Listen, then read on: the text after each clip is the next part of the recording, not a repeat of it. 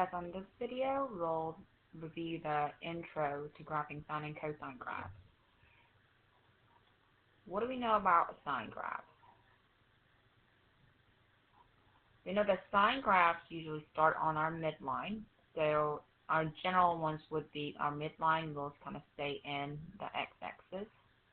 And it starts on the midline somewhat like this. Okay? And it'll go away back and forth. So this is one option for sine functions that we know of. The second option would be that we still start at the midline, though we're going to go down and up and down and up and down and on and on and on. And don't forget it goes on in here and just forever and ever and ever. Both ways. Alright.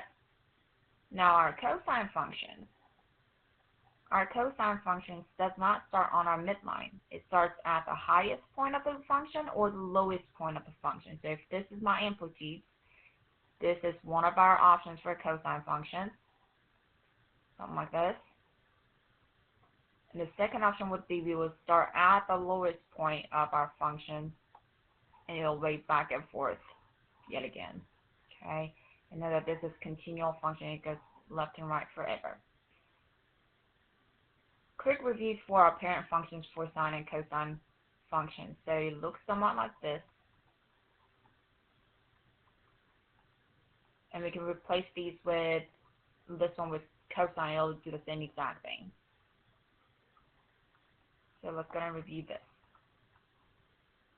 Our A is our amplitude. And that determines, or it tells you how far away from you are from the midline, how far up you go or how far down you go. That's my lamest vocab for it. Some of you guys like the fact that that would be half of the height. But usually if you have a little wavy line,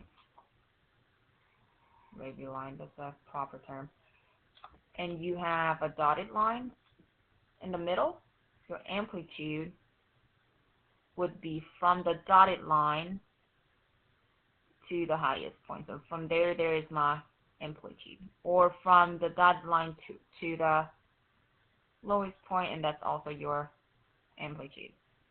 Okay? Now your B.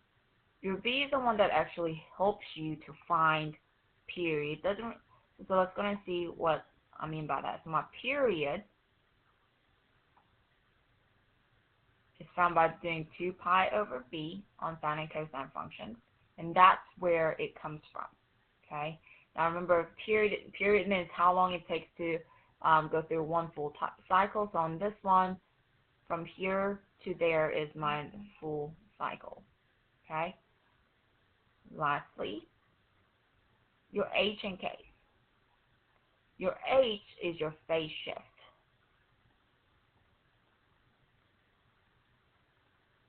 It moves it left or right.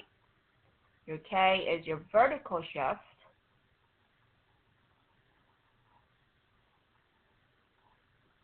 It moves things up or down. And it works exactly the same way with the cosine function. So this was an intro to sine and cosine functions. I hope this helped you. And on the next video, we'll actually work some examples together.